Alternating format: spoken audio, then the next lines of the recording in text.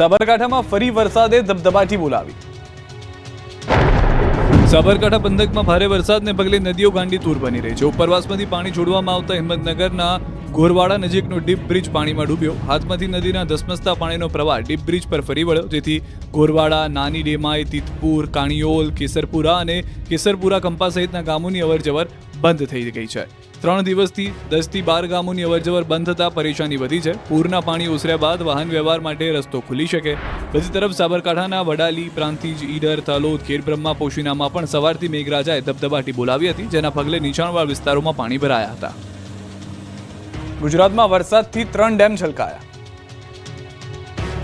ઉપરવાસમાં ભારે વરસાદના પગલે રાજ્યના ડેમ છલકાયા છે. નર્મદા, ઉકાઈ, પાનમ ડેમ પાણીની આવક થઈ રહી છે. સરદાર સરોવરના 15 દરવાજા ખોલાયા છે.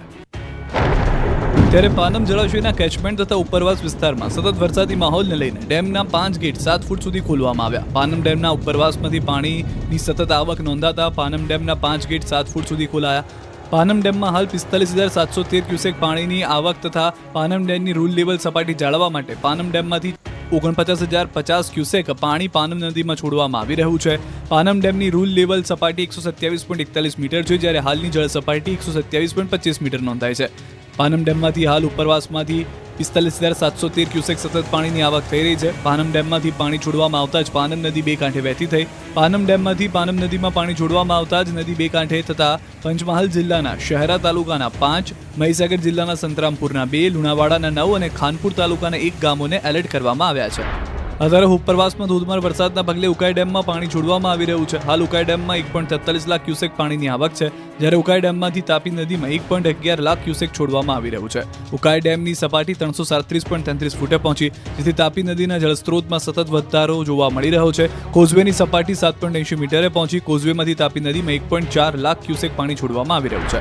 સરદાર સરોવર નર્મદા ડેમના ઉપરવાસમાંથી 4 લાખ ક્યુસેક પાણીની આવક થઈ, તેથી ડેમના 15 ગેટ ખોલી 3 લાખ ક્યુસેક પાણી છોડવામાં આવ્યું. પરિણામે નર્મદા નદી બે કાંઠે વહેતી થઈ. એકતાનગર નજીકનો ગોરાઘાટ પાણીમાં ગરકાવ થયો. ત્યાં રોજ કરવામાં આવતી નર્મદા આરતી હાલ બંધ રાખવામાં આવી છે.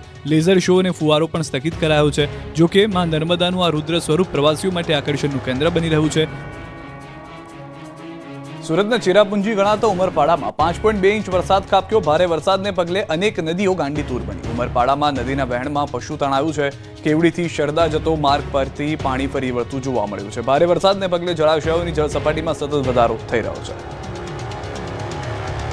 પૂર્વ કચ્છમાં વરસાદી માહોલ. રાપરના આડેસર, ભીમાસર, ફતેહગઢ વિસ્તારમાં વરસાદ. આગાહીની વચ્ચે વરસાદનું આગમન. બંગાળના અખાતમાં સર્જાયેલા લો પ્રેશરના પગલે વરસાદની કરવામાં આવી છે આગાહી. તો આણંદથી પણ સમાચાર મળી રહ્યા છે. કચ્છની જેમ ખંભાત, આણંદની અંદર પણ શહેરમાં ધોધમાર વરસાદના આંકડા નોંધાયા છે. 5 દિવસના વિરામ બાદ મેઘરાજાની ધમાકેદાર એન્ટ્રી થઈ છે.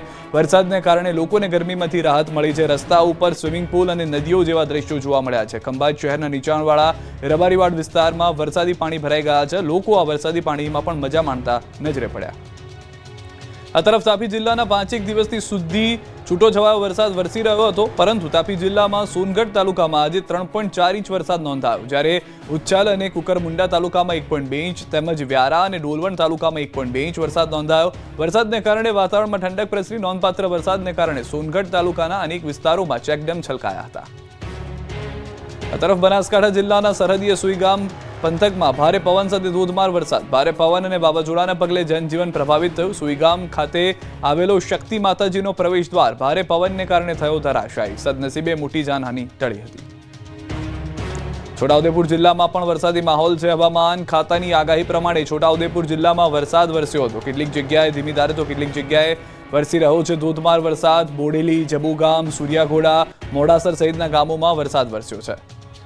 તો મધ્ય ગુજરાત તરફ નજર કરીએ તો વડોદરા શહેરમાં પણ ધોધમાર વરસાદ વરસી રહ્યો છે. વરસાદ વરસતા ઠેર ઠેર પાણી ભરાવાનું શરૂ થઈ ગયું છે. સયાજીગંજ રેલવે સ્ટેશન નજીક વરસાદી પાણી ભરાયા. દાંડિયા બજાર, 4 દરવાજા વિસ્તારમાં પણ પાણી ભરાવાની શરૂઆત થઈ ગઈ છે. શહેરની સાથે સાથે ગ્રામ્ય પંથકમાં પણ વરસાદ વરસી રહ્યો છે. તો મધ્ય ગુજરાતમાં જે પ્રમાણેની અસર હતી તે જોવા મળી રહી છે. મહીસાગરથી સમાચાર. મહી નદીમાં 5 લોકો ડૂબ્યાની આશંકા. હાઇડ્રો પ્રોજેક્ટમાં નદીનું પાણી ઘૂસતા ડૂબ્યા છે. કડાણા ડેમમાંથી પાણી છોડાતા પાણી ઘૂસ્યું છે. દાત્રોલી ગામે હાઇડ્રો પ્રોજેક્ટમાં ઘૂસ્યું છે પાણી. સ્થાનિકો, હાઇડ્રો પાવરના કર્મચારીઓ તેમજ 108 દ્વારા બચાવ કામગીરી હાથ ધરવામાં આવી છે. તો આ મામલે મહીસાગર નદીમાં એક વ્યક્તિ તણાઈ રહ્યો હોય તેવો વિડીયો પણ જોવા મળ્યો. પાણીનો પ્રવાહ વધુ હોવાને કારણે ડૂબેલા યુવાનો આગળ નદીમાં તણાયા હોવાની આશંકા છે. તો 4 દિવસ 4 સિસ્ટમ જે છે તે 3 દિવસ ગુજરાતને ધમરોળશે. ઓગસ્ટ અંતની જેમ હવે સપ્ટેમ્બરમાં પણ મેઘરાજા જમાવટ કરશે. હવામાન નિષ્ણાંતોએ ભૂક્કા બોલાવી દે તેવી આગાહી કરી છે, કારણ કે ગુજરાતમાંથી 1-2 નહીં પણ 4 વરસાદી સિસ્ટમ ચક્રાઓ મારી રહી છે અને આ 4 વરસાદી સિસ્ટમને ગુજરાતને ભાદરવામાં જ પાણી કરી દેશે. હવામાન વિભાગના મતે 2 દિવસ ખૂબ જ ભારે રહી શકે છે. તેમજ 6 સપ્ટેમ્બર સુધી ઘણા ભાગોમાં રેડ એલર્ટ આપ્યું છે, જ્યાં ત્યાં ભારે વરસાદ ખાબકી શકે છે. સાથે 6, 7 અને 8 સપ્ટેમ્બરે પવનની ઝડપ જોવા મળી શકે છે અને તોફાની વરસાદ ખાબકી શકે છે. સૌરાષ્ટ્રમાં પણ વરસાદ છૂતરાફાડ પડી શકે છે.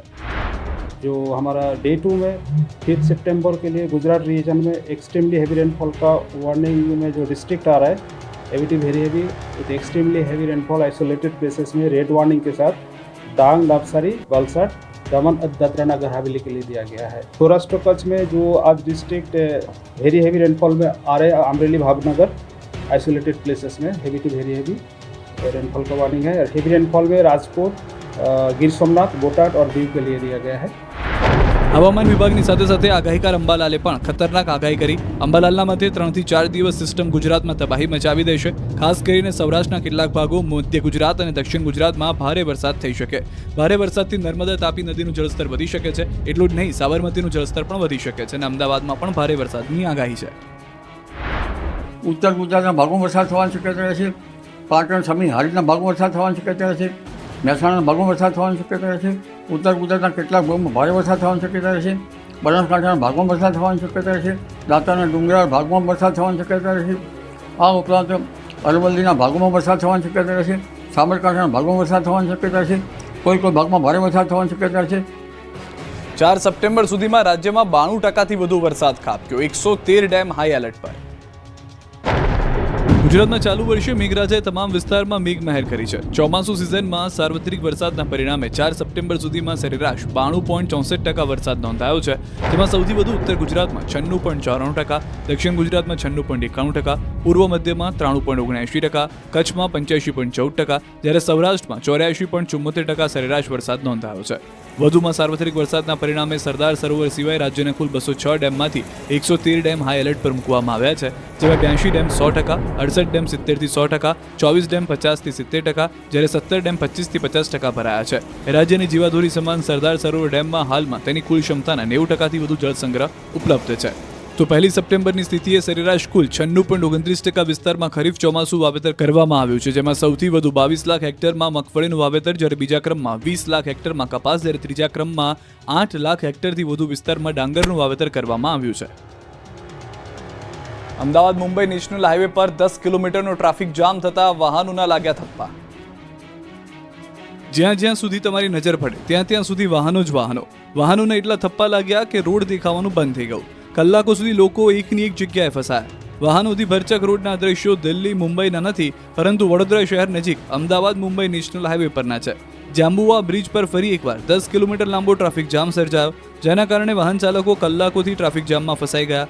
બામણગામથી વડોદરાના વર્ણામાં સુધી વાહનોની લાંબી કતારો જોવા મળી હતી. ટ્રાફિક જામની આ રોજિંદી સમસ્યાથી લોકો ત્રાહિમામ પોકારી ઉઠ્યા.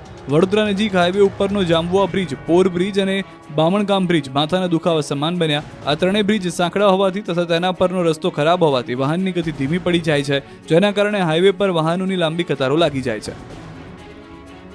ટેકાના ભાવે નોંધણીને લઈને ચોથા દિવસે પણ સર્વરના ધાંધ્યા. ગીર સોમનાથ જિલ્લામાં ટેકાના ભાવે મગફળી સહિતની જણસીઓના વેચાણની નોંધણી માટે ખેડૂતો 4 દિવસથી પડાપડી કરી રહ્યા છે. આસપાસના ગામડાઓમાંથી ખેડૂતો કામધંધા મૂકીને નોંધણી માટે પહોંચે તો છે, પરંતુ 4 દિવસથી સર્વરના ધાંધિયાના કારણે ખેડૂતો ધંધે લાગી રહ્યા છે. અનેક દિવસોથી સતત સર્વર ડાઉન રહેતા ખેડૂતોને ભારે હાલાકીનો સામનો કરવો પડી રહ્યો છે. ગ્રામ પંચાયત કચેરી કે નિર્ધારિત સેન્ટરો પર ખેડૂતો પહોંચે છે, પરંતુ સર્વર ડાઉન રહેતા ખેડૂતોને ધક્કા થઈ રહ્યા છે. તો કેટલાક ગામોમાં ગ્રામ પંચાયતના અનેક પ્રયત્નો છતાં ફક્ત 25 થી 50 જેટલા ખેડૂતોના જ રજીસ્ટ્રેશન થઈ શકે છે. પરિણામે ખેડૂતો દિવસ રાત ભૂખ્યા તરસ્યા લાંબી કતારોમાં ઊભા રહે છે.